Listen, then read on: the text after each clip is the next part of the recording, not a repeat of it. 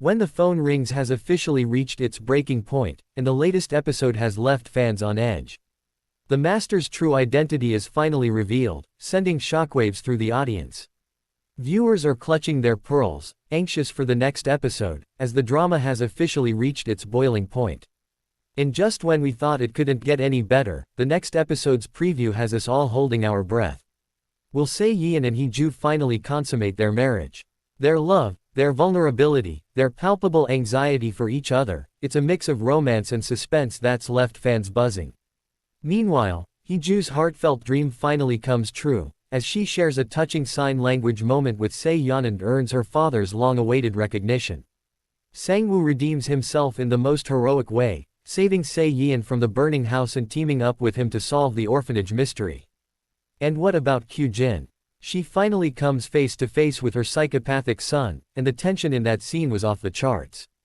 Plus, we all had a good laugh at Youngwoo's hilariously disappointed reaction when Sae Yeon chose to call Doo-jae instead of him after their dramatic hand bump moment. When the phone rings is peeling back its layers, and with the finale looming, the stakes couldn't be higher. Stick around as we unpack all these jaw-dropping moments, dive into hidden details you might have missed, and share some wild predictions for what's coming next. As suspected, Doo-jae is the master behind the kidnapper, the real Sae Yeon. This means he was the one who pushed Hee-ju off the cliff during the retreat. According to Hyuk-jin's findings, he's one of the twins from the orphanage. He lost his twin to the real psychopathic Sae Yeon. What this also means is that he teamed up with the real Sae Yeon, not knowing his real identity, to avenge his twin brother, whom he thought was killed by the spokesperson. However, he grew a soft spot for Sae Yeon over the years, as he brought him with him to the Blue House. This is why you could see his genuine concern for him, in some scenes, which made some viewers rule him out as a likely suspect. If you noticed, he always reached out to the kidnapper, whenever he tried to harm Sae Yeon, like during the bombing and fire incidents. But for Hee-ju, he thought she was an easy target. If you also noticed, after he warned the kidnapper about acting alone, the kidnapper said Doo-jae will be the one to cause trouble. He could have had Doo-jae kidnap Hee-ju at the end of the episode, or whatever Sae Yeon had confided in Doo-jae, instead of Young-woo, made him decide to act. It looked like Doo-jae was waiting for someone to arrive, after drugging Hee-ju and driving her to an unknown place. And from the preview, she'll wind up at the pond, where the real Sae Yeon's victims ended up. He must have attacked Doo-jae and taken Hee-ju to the pond. Meanwhile, it seems like spokesperson Sae Yeon is the late chairman's son. In the last episode, the fisherman who raised him, told him not to call him father, indicating he's not his son. According to Ina, she never met the real Sae Yeon, despite being his next-door neighbor. This is because he was hidden in the mansion, close to the orphanage, to hide his twisted nature. When his atrocities didn't subside and his mother, who's a criminal profiler, couldn't help her son, the late chairman decided to drown him. Sae Yeon witnessed this, which gave him nightmares for years, making him hate the chairman, his father. The late chairman intentionally didn't give the poor boy, his illegitimate child, a name, making it easy for him to replace his grandson, the real Sae Yeon, with him. It's also clear that the real Sae Yeon murdered the kids from the orphanage, and his grandfather, the late chairman, with the fisherman, helped him dispose of the bodies. This means Sae Yeon and Sang-woo's goals are aligned, as Sang-woo hopes to uncover the mysteries behind the kids' disappearance, while Sae Yeon hopes to expose the Becks with their deaths. Meanwhile, unlike what's believed, Hee-ju chose to marry Sae Yeon. She didn't marry him because of her mother, or to placate his family for her stepsister's abdication. As she told Ina, she married Sae Yeon because she wanted to. This means she had feelings for Sae Yeon way before the wedding. Theirs could be a childhood love story.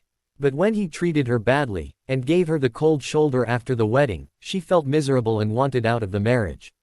She finally revealed her ability to speak to her in-laws, out of worry for Sae Yeon, and almost revealed her role in the ordeal, because she wanted her husband safe.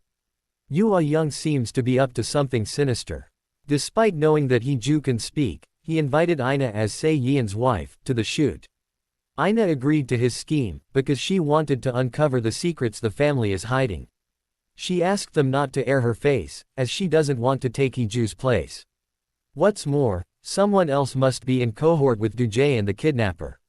Someone must have linked Doo-jae to the real Sae Yeon. The real Sae Yeon is not smart enough to have gone into this with Jae.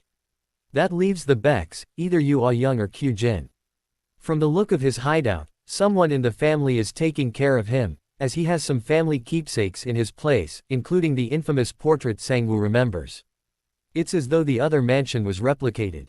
As already known, Yoo Young is very jealous of Sae Yeon. According to Ka-young, Sae Yeon inherited the late chairman's smartness, which Yoo Young lacks. I was almost sure Kyu Jin was the culprit, but she seemed surprised seeing her son. It could be that she found out about him during the broadcast, about his attack on Sae Yeon. This could be why she left that heartfelt message for him during the interview. If you recall, she was really mourning him here, unlike her husband, Yoo Young. Could it be that Yoo Young is working with his real son to bring Sae Yeon to his knees? Maybe he noticed that his wife was putting the pieces together after seeing the news and asked his secretary to tell her. But then, why would the real Sae Yeon attack Sae Yeon, as seen in the preview, after meeting his mother? Jae drugged Hee-ju at the end of the recently concluded episode. Sae Yeon installed a tracker on her phone after the cliff incident. The tracker leads him to the pond, where he anxiously unzips the black bag, fearing Hee-ju is inside, but he finds Jae, who the real Sae Yeon probably attacked. Fortunately, Hee-ju can be seen unharmed.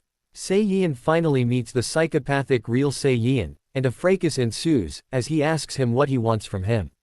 Reeling from Jae's betrayal, Sae Yeon asks where it all went wrong, and Hee-ju is by his side to console him. Meanwhile, Kong confronts Yoo Young with a gun during the late chairman's memorial service. Kong threatened to kill the real Sae Yeon if he's not dead in a previous episode. Maybe finding out that Yoo Young's psychopathic son is still alive will lead to a confrontation in the next episode. He has a strong hatred for the real Sae Yeon, who might have something to do with the accident that killed his son. According to Yuri, someone is trying to cover the orphanage case. This could be Kang's doing, as he did so when the chairman was alive. Meanwhile, the kidnapper gets his hands on Hee-ju once again, forcing Sae Yeon to hold a press conference. It also looks like the lovebirds will finally consummate their marriage in the next episode. With the finale approaching, the drama promises explosive revelations, intense confrontations, and emotional resolutions. Will Sae Yeon uncover the full truth? Can Hee-ju and Sae Yeon find happiness together amid the chaos? And who else is pulling the strings behind the scenes? Let us know your thoughts and theories in the comments below. Don't forget to like, share, and subscribe for more deep dives into When the Phone Rings. Let's unravel this thrilling mystery together.